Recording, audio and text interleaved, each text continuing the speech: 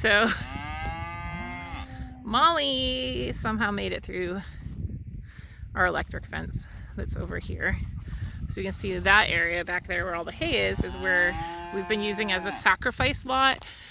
A sacrifice lot is an area of your property that you essentially sacrifice the winter and you allow it to get like overly, I don't want to say damaged, but like normally you don't want to overgraze, but a sacrifice lot is an area where you're going to use to, it's going to get, where it's going to get more manure, it's going to get more work, it's going to get more damage, but it's also going to get more fertilizer. So you kind of pick one of your poorest areas of your property that, needs to improve anyway.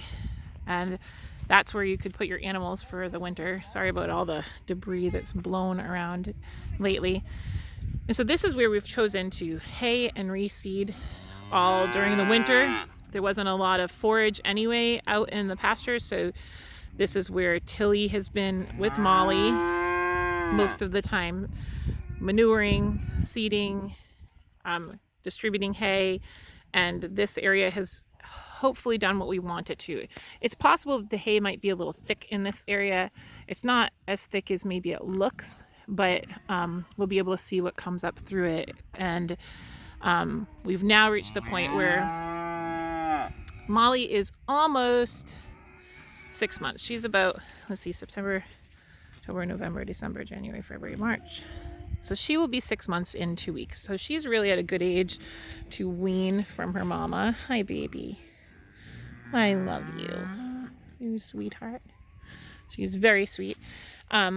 We're still halter training her. As you can tell, she won't always let me just walk up and grab her halter, so I leave the long one on when I know that she's not going to be in an area where she can get caught on anything. And then she is very good.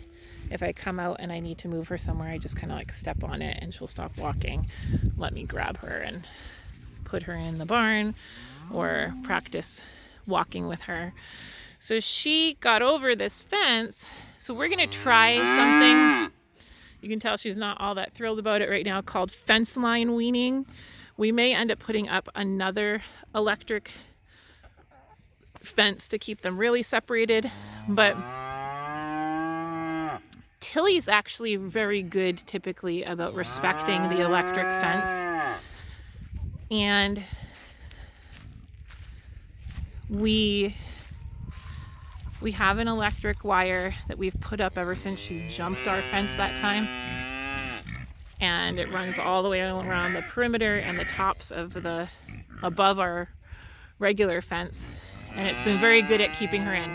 So she's telling Mom that she wants to milk because this is the time of the night that she usually goes and has her nighttime milking. And then shortly after this, I usually put her in the barn and we do something called calf sharing. So she stays in the barn all night. And then in the morning, I milk Tilly and then I let them both out for the day together in the morning and she gets to milk off Mom. Molly also really loves these pigs. These are a new addition to our farm. We have these two. They are a cross of Kuni and American Guinea Hog. And this area was like really overgrown after our other pigs were in there. We had a lot of weeds and things in there. And so they've come in here and they've really done a good job of like getting rid of all of that. And our hope for them is that they will actually be going out on pasture in our front field, the one that has all the broom's hedge and stuff, to try to just refertilize that. We did some soil testing on our whole property when we found that the area that our pigs had been in, the phosphorus levels were like dramatically higher there than they were even right next to it. It was a substantial difference. And so our hope is that they will help to add fertilizer as we put them through our front paddocks. But for now, they're prepping this area and then we will reseed it. And they will have done what hopefully we wanted them to. So we've also started moving Tilly out of here and she follows a lane all the way up to where the other cows are. You can see the blue barrels are where my kids are pretending to be circus acts while they run along my ground on 55-gallon drums. So good old-fashioned 1970s childhood going on here. So Tilly goes out with our other cows. We just started doing this again, and then she comes back in here. And so we're trying to logistically figure out how to move them all around until once Molly is weaned, they can all go together in that pasture area once the bull has returned to his farm in about 3 weeks. So we probably have about 3 weeks of juggling everybody around so that until they can all be together again. And so we keep bringing like the end of our hay bales down here for Tilly. She's pretty much done everything we wanted her to do here, so this is just for the next 3 weeks.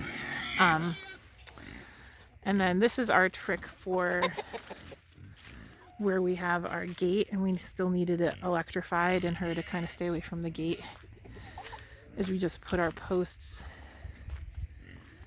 out a little ways here so that the gate can still swing open, or the other way, and so it just continues to go around, so that way we didn't have to break the wire at all. So we did that at where our gates are. As you can see, Tilly is less affected by this whole weaning process. She just wants her feed and to make sure she's well fed, and she is, right, Sean? Yeah. Oh yeah. And so sorry for the telephone line view, but she gets organic. Actually, I think we did non-GMO. Are we doing organic for her or non-GMO? Non-GMO. Non-GMO feed for her. And then we mix into that beet pulp, some black oil, sunflower seed, and a little bit of corn. And then her minerals go into there as well. Because we're hoping she's pregnant. We really just want a super healthy pregnancy for her. And she had a lot of demands on her with this drought year, and also with nursing a big calf. Chickens are bothering Molly. Yeah. So, oh my gosh, ward them off, Molly. Look at them. Oh my gosh, they're all swarming her. So anyhow, we just want to make sure that all of her nutritional needs are met while she's entering into a new pregnancy and she's weaning off of this one. So this should give her body a chance to recover. And then as we get closer to the end of her pregnancy, about 2 to 3 months before she's due to calve, there's something called a drying off period. So the dry off period is when you just wean her down to like not milking her, so that she can spend the rest of her pregnancy just building a healthy calf and growing and not have all the demands of milking as well. So that's what we're in the middle of right now. So it looks like we're going to try to take advantage of this decision that Molly has made to be on the other side of the pasture where she is. This is our smaller, lower pasture. And we do have quite a bit of grass coming in up here that she has the ability to forage, but we'll also be putting out some hay there for her while it's truly coming in. And she'll just be fertilizing it, and she'll be able to hear Mom, and she'll have company from the pigs and the chickens until she can go out in the field with all of them towards the end of the month. So I'll let you know how that goes. This is our first time trying to wean an older calf. We wanted it to be as stress-free as possible. And I've nursed all of my babies, and I don't know about any of you that have nursed your babies, but the whole weaning process is typically not stress-free. It can be really challenging. So I'm actually in the middle of weaning one of my little ones while Tilly's doing this. So I feel for them. But this is very much a distinctly different thing of having a smaller homestead. A lot of larger dairies could not, they don't allow their calves to stay on the moms this long. Actually, a lot of homesteads don't necessarily do that either, but we really liked that mom